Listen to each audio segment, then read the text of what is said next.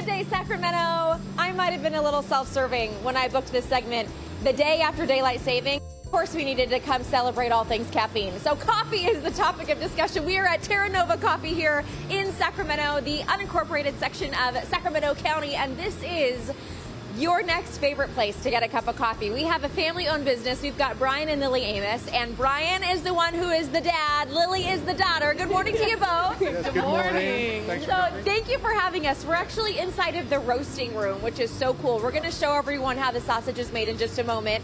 Lily, I want to start with you, though. Some people don't realize when they look at coffee beans, they start green. Yes, they do. They start green and they're heavy. They're super heavy. They're full of water. And as you go through the roasting process, you can see the color change. And that is basically just the beans heating up and water releasing out of the beans. And I think some people would be surprised. The darker the roast doesn't necessarily mean the stronger or the bolder cup. No. So the lighter roasts are going to be the most caffeinated coffees. Our darker roasts, you're going to have strong flavors, but it's not necessarily the most amount of caffeine that you're going to get. So a little tidbit for all of you coffee fans at home. Okay, Brian, you walked me back here and I was like, let's go. This place is so cool. So where are we this morning? So yeah, it's a very industrial warehouse. Don't judge us, but we love bringing people back here. So the process starts right here. These bags right here, they're all green beans. They're all raw. And where do they come from? Various locations, okay. Costa Rica, Mexico, Honduras, everywhere, Papua New Guinea, all the popular locations, Ethiopia.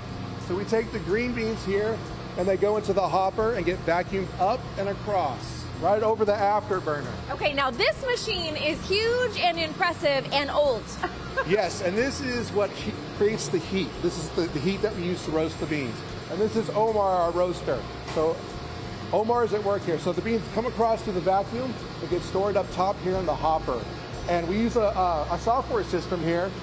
He'll cool the roaster down just to the right temperature, drop the beans in, and really what it is, it's a cooking process, okay. Right? And what we do is we follow a roast profile over time, and we duplicate that every single time based on the type of roast that we're doing at the time. I'm going to get out of the way so Scott can get back there because we want to see this big tub, if we can, of what it looks like when the beans are inside of the roaster. You guys just moved them through, right? Yes, we just moved a batch through. In fact, I think we have 6 batches today. Okay, perfect. Yeah, so this is like one giant carafe, and then they get sucked up through this piping. Yes. And then all the way over. Yes, they'll come up in here, we drop them in, and this is a drum roaster, so they are turning. The hot air is coming in and basically cooking the beans, right? The longer they cook, the darker they get. And so based on the type of roast that we're trying to create, we'll leave them in there longer or shorter. Okay. And we drop them into the tray. It turns around. It's cooling the beans because we want to stop the cooking process, right? They come into here and then they go up. They get vacuumed across, and then we put them in a big tote. So our roasts that we have large quantities of, we put them in this tote. The smaller quantities are in like the cans over there. And the best thing about this is you can get yourself a cup of Terranova coffee. It's all working right now. So coming up in the 10 o'clock hour, we are going to show you exactly what you need to do to get your hands on one of these. Not only a bag of their amazingly brewed coffee beans, but also get yourself a hot cup of coffee. They've got another side on this building that is the storefront where you can taste. And Anchor's back in the studio. I think you're going to have a little fun with some hot coffee also coming up in just a few minutes. So stick with us. Also the backstory, how this family came to be owners of a coffee roasting company. It's fascinating. That's coming up at 10 a.m. We'll have much more. We have a delivery here in studio, and it can't come at a better time because I'm running out of gas. We got you covered, John. Yes. Usually by this time in the morning, we start getting a little bit delirious, as evidenced by the conversation we were just having, and we could use a pick-me-up. Well, luckily for us, Dina knows some people who roast amazing coffee. She's with them now, and they've dropped off a little Joe juice for us. That's right. You know that we can't talk about coffee and not at least provide a little something for my fam back in the studio. So yes, Terranova Coffee here in Sacramento County made sure you guys are covered. So at the end of the live shot, you guys are going to have your own. But I wanted to show you, for those who maybe didn't realize, coffee starts like this, little green beans, and then the roasting process is where you then see that very beautiful rich brown color. And we are here with the family of Terranova Coffee this morning. So we have Julie, Lily, and Brian Amos, and let's talk. Did I say that right? You Yes, did. I did. Okay, just making sure. Yes, like famous. Amos. There we go. Okay, so we are talking about just the fact that you all have this beautiful location here in Sacramento County where you're roasting. We showed that the last half hour, and I want you to take me through the pour over process because this is a very special art form. Yes, looks intimidating, but anyone can do this. Looks Yes. intimidating, and lots of videos on YouTube to do it. So, you grind the coffee. We have a Chemex device here. We're gonna wet the grinds. Ooh, and this was the redwood blend that you have here? Yes, redwood roast. So this is a dark roast. Okay. And And so- typically dark roast is better for a pour over? You know, I really like a dark roast pour over, yeah, because it really elevates the flavor of the coffee, really full body. So this part here is the bloom. You let it sit for 30 seconds and it'll off gas all the CO2. Yes. And then as you do that, we know that this is a little bit of a process. It's going to strain through the filter, and eventually we're going to be left with a beautiful cup of coffee. I'd imagine you don't put anything, no cream in your coffee, huh? Well, I don't mind cream. I'm not going to hate on cream. I actually like a little bit of cream.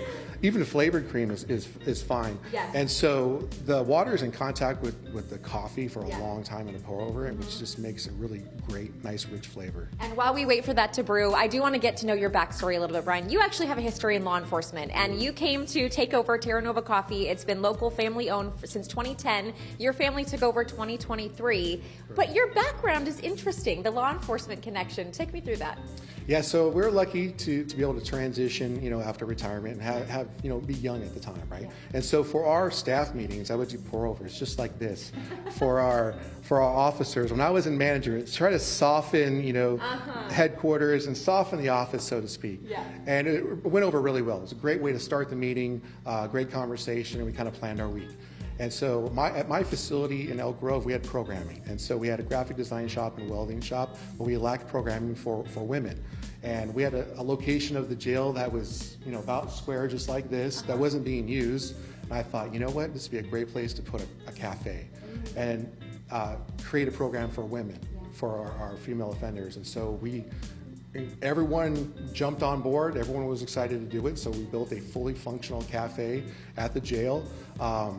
Happy to say has been featured in Barista Magazine, and ladies who have graduated from the program have gotten jobs on the outside in the community. So I can imagine that is so fulfilling for you. yeah, it was super hard, but seeing it full circle with the ladies getting jobs was very, very fulfilling. So. Absolutely. And Julie, real quickly, we're running out of time, so I want to bring you in. You are his wife, and now you are the brains behind some of the advertising, the marketing. You're mostly wholesale right now, so people can buy your beans in other cafes, but you've also launched a subscription service online. So how does that work? Yeah, so we have a brand new website. They can just go online and join. You can choose your frequency, choose your flavor. We have 3 different options. So we set it up to be very simple. It's 3 easy steps, and you can have fresh beans delivered on your schedule to your door. You never run out. It is so smart because you know what it's like when you run out of coffee. It is not good news. You do not want to be a part of that. And also, Lily took us through this the last half hour, but these are the different varieties of beans. And you said the darker the roast is actually the least amount of caffeine. Yes, it's actually kind of funny. So darker the roast, bolder the flavor. You get chocolatey caramels. It's really full body, but the lighter the roast has more caffeine because it retains that water. Yes. So it's heavier, more caffeinated, and then as you go along, it's going to be a lighter bean. So some people like the light because you get more in the bag. Yep. But some people really do like that citrusy, fruity flavor of All right, and we're going to try, before we send it back to the anchors, you just poured us our little pour over here. taster, yeah. Okay, so we're going to have our taster. Anchors back in the studio. I know Julie dropped you off a little cup of something as well. Yeah. So it's a little warm. Okay, so cheers to you. We have and our real barista quickly, getting our do drinks. you find now that you are drinking copious amounts of coffee every day? Or do you have to limit yourself? Yes, I have no excuse. No excuse. You know what's funny is I can go up until noon sometimes and not have coffee. I go, how is that even possible? It's just being busy. But no, great way to start the day. We start our staff meetings here with coffee with no excuse. We love to share it with others. Oh my gosh, this is so smooth. Yeah. It's so smooth. Oh, cheers to you all. Congratulations to the Amos Like Famous family. We are so grateful for you being in our community. And cheers to all of you. Happy go get yourself a coffee because it's the day after Daylight Savings Day. I'm just going to dub it that. And Anchor's back in the studio. I hope you also enjoyed your cup. We'll link all John, the take a details sip. to our website. Thank you, What do you Dina. think? Taste it, taste it. Tasting. Oh, that's good. That's good. It's like mellow. It's really good. Good. I discovered last week that I'm hooked on the job. kind of found out the hard way. Yeah, I did, because I didn't have it one morning. Yeah. It was just a complete mess. You saw it. I did. Yeah. It was entertaining for me.